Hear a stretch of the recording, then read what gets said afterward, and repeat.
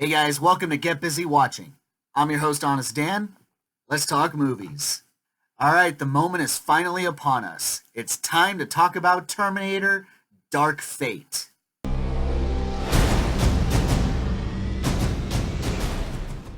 2 days ago, I had this nice, simple life. And now it's a nightmare. I'm going hunting.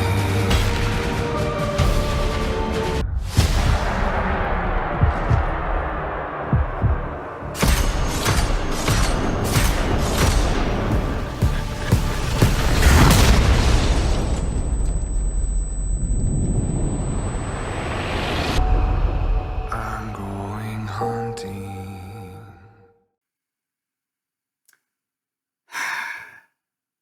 Early reviews were saying that this is the Terminator movie that we've been waiting for. And other reviews were saying it's that bad. I'm somewhere in between. Yes, I think this is the best attempt at a follow-up to T2. No, I don't think it's good enough to justify being a follow-up to T2, but does that make it bad? Not especially, but I also don't think it's very good. We're going to keep it spoiler-free for now. So we start off, we open in some Hispanic city, and we get a pretty painful opening with our time-traveling badass, Grace, the augmented human soldier, played by the ever-amazing Mackenzie Davis.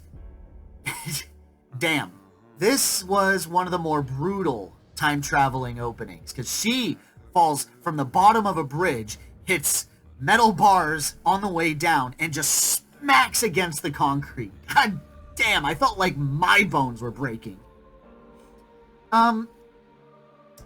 There are kind of very similar to the other follow-ups to in the Terminator franchise. There are just some inherently immediate reasons why I will not dislike it. And Davis is one of those reasons. Ever since seeing her in such movies as The Martian and Tully, I'm utterly convinced that no matter how thin the material is that you give her, she's gonna make it work somehow. And this is no exception. She is trying her ass off to make Grace a sympathetic character in the same vein as Kyle Reese. Here's the problem. Michael Bihn's performance is so vulnerable, and he's clearly scared of the situation. The Terminators of his time are monsters, but at least he had futuristic weapons that evened the playing field. But now he's thrust in a new time with primitive weapons that won't stop the Terminator, and he's in what might as well be a new planet. The point is, Bihn's performance gave a unique kind of weight to his exposition dumps. You felt his fear, you felt his pain, but you still acknowledged that he was a competent soldier, competent and brave.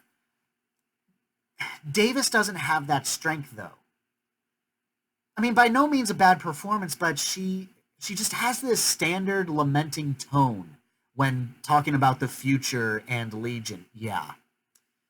The new homicidal AI force that's behind the destruction of all humanity is called Legion, not Skynet.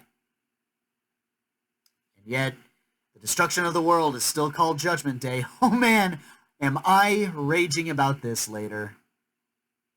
Anyway, the point is, Grace is not human enough.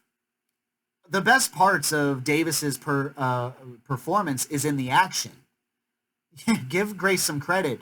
She is a straight savage. I mean, I guess you kind of have to be if you're fighting Terminators, but brawling with a sledgehammer and a hook chain, you will not convince me that the action doesn't have its high marks. While we're on the subject of characters, let's talk about the future's new charge, Danny. I'll be ranting about something later on, but for the most part, yeah, I'd say Natalia Reyes does a fair job, something I'll be saying a lot throughout this review, I think. I would say that more effort was put into Danny's character than Grace's. She's shown to have a nice relationship with her father and her brother, who are just kind of generic, bland, nice characters. So of course they die, and when they do, it's not like you care. But even Danny doesn't seem like she's too impacted by it. I mean, yeah, she has her crying scenes, but again, I defer you to the first two movies. In T1, Sarah makes active attempts to escape the entire situation, be it from the Terminator or Kyle Reese. She's frantic, panicking, as anyone would. It takes time for her to adapt. In T2, we accept that John Connor is taking to the situation easier because he's a kid and was raised from birth to believe in Terminators. But Danny only makes some effort at getting away. All things considered, her emotional spectrum is all over the place. I guess I can appreciate us jumping straight into the action between Grace and the Rev 9, but the emotional weight is non-existent. How about our titular Terminator, the Rev 9, played by Gabriel Luna? Boy, this dude likes to play skeletal-looking monsters, doesn't he? The Rev 9 I actually thought was a pretty cool design. It takes that concept of the TX from Terminator 3, the liquid metal exoskeleton and the metal endoskeleton, but takes that concept further by making it so that they can operate independently. The liquid metal part and the metal part, they operate separately. I thought that was actually pretty cool. And it does have its action high marks, like when the cops are holding it back and it's using the liquid metal spikes to kill every last one of them. That was pretty cool. It's definitely not the most intimidating of Terminators. It's really hard to beat the OG T-800, but it's far more nimble and athletic and very unassuming. It's unique enough for me to enjoy. How about our veterans, Linda Hamilton and Arnold Schwarzenegger? Well, Hamilton's great. I won't give everything away, but she's been busy. Sarah has been busy over these last 20 some odd years, killing Terminators that have been cropping up over the course of time. Let's see. Hamilton definitely brings a special kind of intensity that overshadows everyone else, easily making Sarah the best character of the movie, and probably the best actor. She's mean, she's badass, she's efficient. I feel like we're getting a resurgence of like badass older women, because Hamilton's the best part of this movie. Jamie Lee Curtis was the best part of Halloween 2018. It's like, who else is around the corner? Sigourney Weaver's due for a comeback, right? Laura Dern, maybe? I mean, Jurassic World 3 is around the corner in 2021. I mean, there's hope for her, right? Probably not, but please. How about Arnie? When you put a machine gun in his hands or a giant metal club to beat a bitch with, he's awesome, and you can't have a Terminator performance without the iconic red eye. So once you get that shit down, yeah, he's back. He's as enjoyable as ever. And certainly he has a great deal of chemistry with Linda Hamilton, so yeah, but I'll rage about this in the spoiler section because I cannot talk about Arnie without giving shit away, so bear with me on that one. But enough about the characters. Let's talk about the story and plot. At first I thought it was kind of weird that Sarah never left this Hispanic country since events happened. But then I started to think about things, and I think I might have figured something out that kind of made me enjoy this movie a little bit more. Has she been exclusively hunting these Terminators that have been cropping up through time over the last couple decades, exclusively south of the border? Because that would make a lot of sense, actually. Maybe they're not Skynet Terminators, they're Legion Terminators, and they've been periodically sending machines back through time to kill Danny. Like, maybe they've been trying to send machines to kill her before she was born, or when she was a kid, kind of like Terminator 1 and 2. But because Sarah's been so efficient at finding these Terminators, she's killing them before they even have a chance to carry out their missions. Therefore, protecting Danny without even realizing it. I thought that was actually If my theory is correct, that's actually pretty cool that events have been set in motion since before this story even began. Although I do have to kind of admit, my theory is shot to shit if there's a few factors in play. Did Sarah ever specifically mention where she's been hunting Terminators? I feel like there was a scene. I feel like in that motel scene, she did kind of state where she was, but I don't remember if she specifically said where she was, as opposed to just saying something vague, or was just generalizing, like, I've been around killing Terminators. I also might say that my theory shot. Did the movie specifically confirm that the Terminators that Sarah's been killing are Skynet remnants, or is that just simply her assumption? I don't know. There's something there to think about, and I really hope that I'm right, because this could play out in the sequels that may or may not happen at this point. I'm pretty sure it hasn't made a lot of money. It's still bombed at the box office, or at least over the weekend it did. Oh, and fun fact, this is the first rated R Terminator film in 16 years. That's depressing, but highly welcomed. I may be one of the few schmucks out there that would actually defend Salvation, but man, who the hell makes a PG-13 war film? Oh god, there's a lot of them. Okay, we're finally getting to the spoiler section, so if you don't want to hear me talk about those, skip to this time code. Oh, thank God I can talk about spoilers now. Okay. I hate this new timeline. It makes no sense. Okay, so the OG timeline made a certain kind of sense. You know, you have John Connor sends Kyle Reese back through time to get with Sarah, to Father John, and then, you know, there's Judgment Day, and the cycle keeps going, right? But the events of Terminator 2 are an end to that timeline. So Judgment Day, 1997's Judgment Day, is no longer going to happen, because now the events of Terminator 2 have created a whole new timeline, right? Except here's where things don't make sense. And I'm not going to pretend to know how fake science works, but the Legion future should not exist yet. Why? Because there's no future yet. This whole new timeline is being played out right now. There should be no future yet. In order for there to be a future, there needs to be a past for it to be built upon. But the past is the current present, so how can there be a future if there was no past to build from? Is anyone else's brain hurting as much as mine right now? Where the fuck is my drink?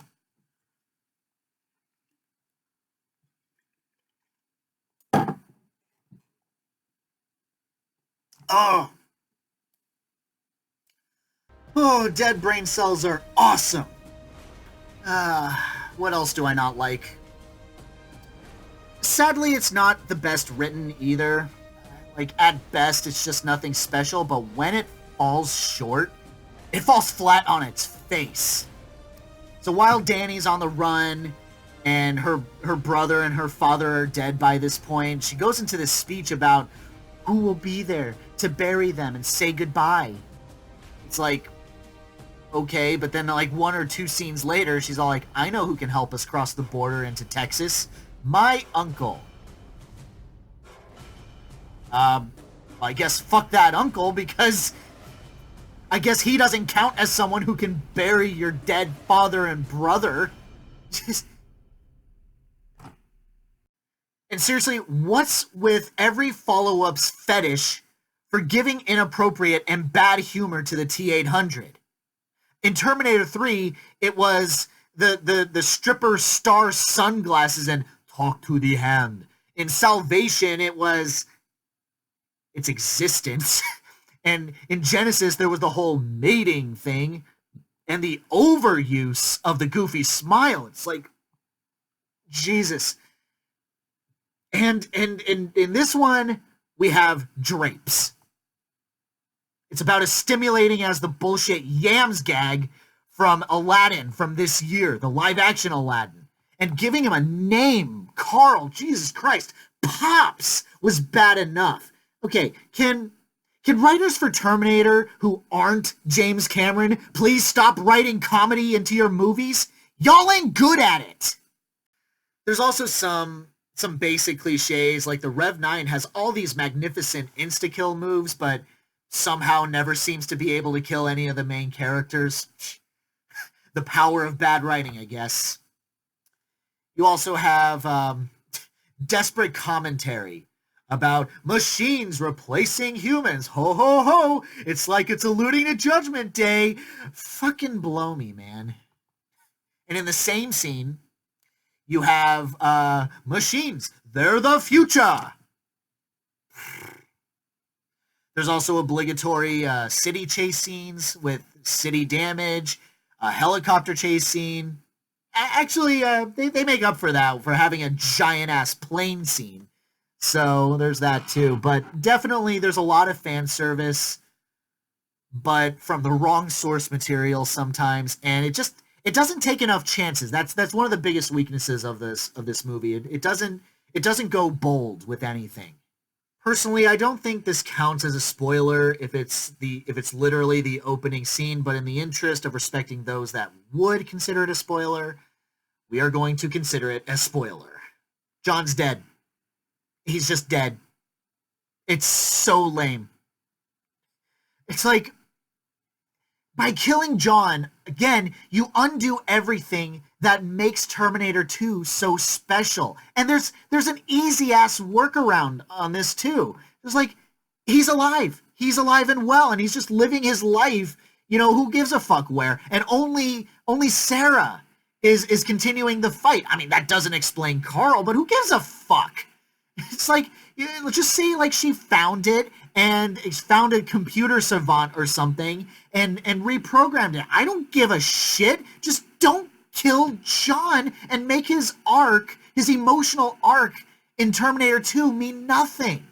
And I'm just going to say it. Carl's weird. I mean, okay, look.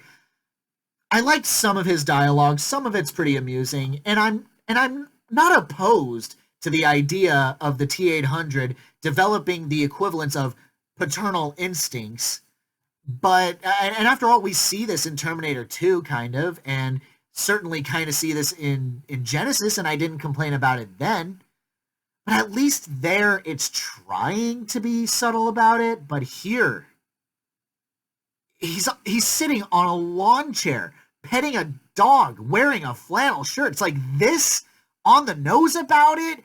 Fuck that sideways. And also, not exactly the most surprising of twists. We're building up that Danny is supposed to give birth to the next leader of the Resistance, kind of like Sarah Connor was to John. But it's revealed that Danny is the future leader of the Resistance. Yeah, this twist did not add up for a number of reasons. In flashbacks, we see that Grace was a child when Judgment Day happened. I mean, I guess it's not like I expected this to happen 20 years from the present, and it's not explicitly said when Judgment Day happens in conjunction to the events of the story playing out right now. But it just seemed like if Danny does give birth to a child that would eventually go on to lead the Resistance, it would be younger than Grace. Something about that really didn't seem right to me. I mean, I guess, like I said, it's not explicitly said when Judgment Day happens, but the plane that crashes in this flashback, the cars that you see around, they look modern looking, almost like Judgment Day is going to happen within the next few months or something.